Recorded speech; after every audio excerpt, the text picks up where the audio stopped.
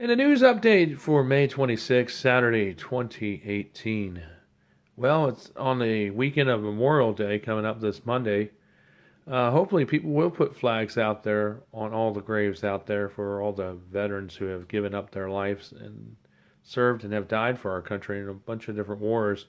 I think we should be able to at least show that gratitude for all our fallen soldiers. What they need is people to donate little flags that they can put on the outside and adorn all the coffins at the grave sites of these fallen heroes. And I think we all should come together to do that for Memorial Day because to show honor and respect to those who want to do it. Flags don't cost that much, but I hope that other people will get into the spirit of that since Memorial Day is Monday. Next story I want to talk about is what happened surrounding the shooting last week on 95. The Richmond Police Department was overseeing that. There were 7 people there surrounding this guy. What we think happened is he was a teacher at a school where he worked, and he was leaving to go to a second job. And we believe that maybe somebody at the school might have got exposed to something at the school. Maybe the kids put something that he was drinking, or something that he was eating, or maybe he got a hold of some bad weed mixed with something we don't know that day. This is just speculation of what some people might have thought may have happened. Maybe he was taking other things that maybe interacted with each other. Maybe it wasn't weed at all. Maybe it was something he ate that reacted with other herbs or other things, herbal supplements combined with medicine that he was taking that could have caused him to act erratically too.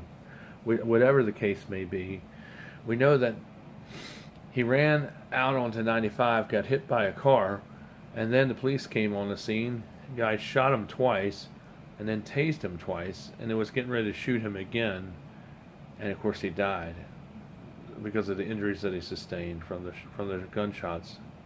And I believe that the cops did the best that they could in most of the cases. I believe the video that just shows raw, and it hasn't been tampered with in any way. It's the actual what happened.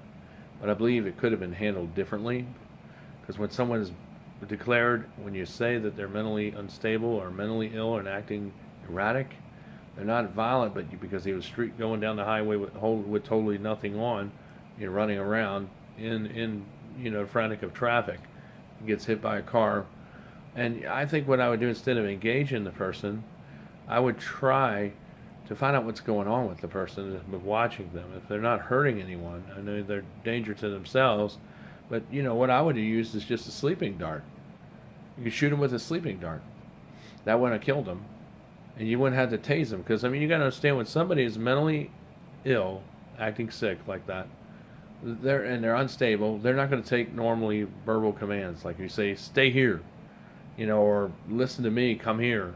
They're not going to comply to that because they're not able to process that because of the drugs that they're on, and they're not acting right because something they ingested or something is making them act a certain way because of what they've been exposed to, whether by maybe tranquilizer, maybe by drugs that they picked up from somebody, or maybe something they ingested, or something that mixed with a bunch of other things that they're taking, like medicines and prescriptions and so forth.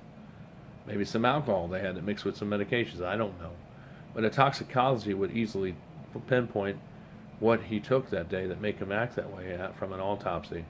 And once they found out that, most of the stuff would be present in his blood and in his muscular tissue and other areas, intestines and so forth, they could be able to tell what they were, because most drugs do show up in a toxicology report when you do an autopsy on a person. And, hopefully they could find out what he took that day to make him act sporadically like the way he did. And, but hopefully cops can learn how to handle people who are mentally ill differently. Because I don't think killing somebody is the answer, because they're acting out, because they're not acting right because they're mentally ill. I don't think somebody should be shot to death or tasered because they are not taking instructions. But I think you could shoot them with a sleeping dart. That's enough to make him go to sleep, so you could go and get him and put him in the hospital. That way he would still be alive and not be shot. Because remember, he got hit by somebody going 60 miles an hour or more by a car on I-95. Someone hit him. And so he got a pretty bad injury, but he was on a lot of stuff, so that's why he was acting really crazy. Plus, Probably the fear and adrenaline in his body was kicking in too. The adrenaline that was in his body was also kicking in. So that probably added more to what he already had in his body already from what he was exposed to. But the thing is, I think the cops could have handled that a little bit differently than the way they, in the manner in which they did.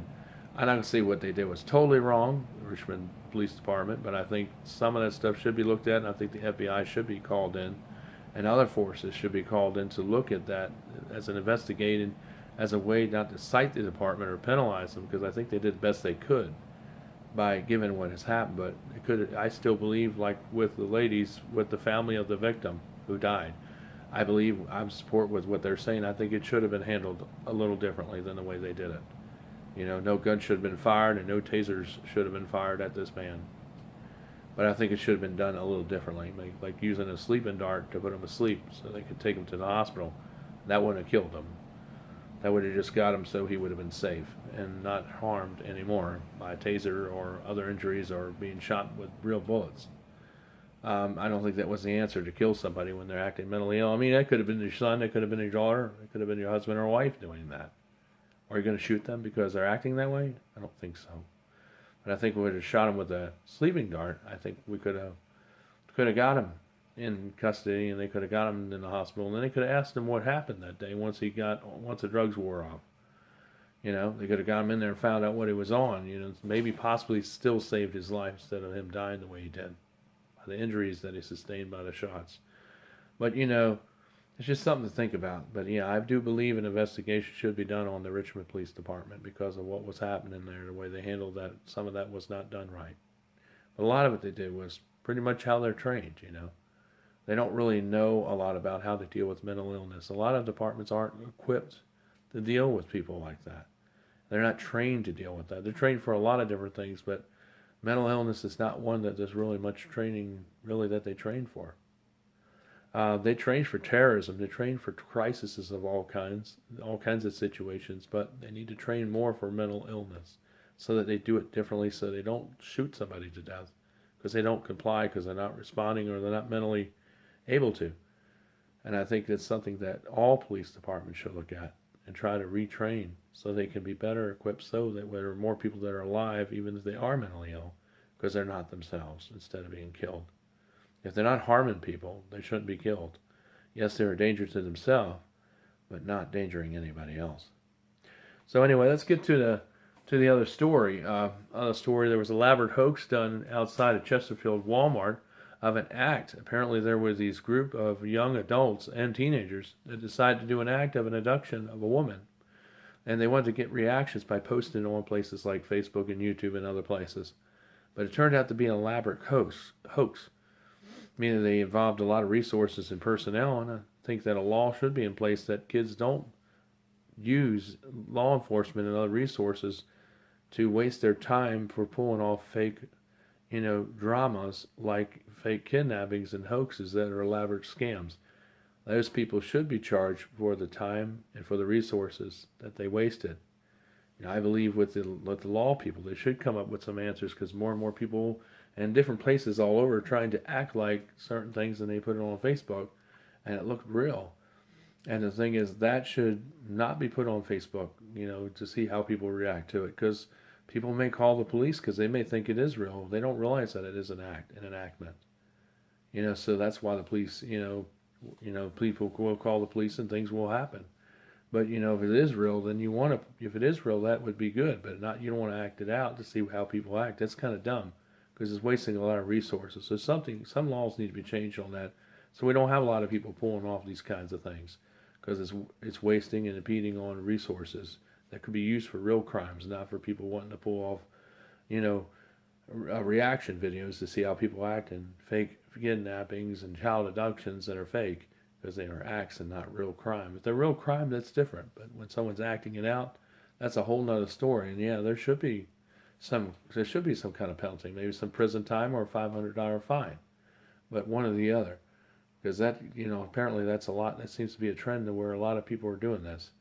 But anyway, this is just some of the stories of what happened, today or Friday in the news. Is Michael DeSilvis for stories that are affecting you and stories that affect me too. Take care, everyone. I love you. God bless. It's Michael DeSilva reporting. We're in the news and Love FM on YouTube and on the radio. Take care.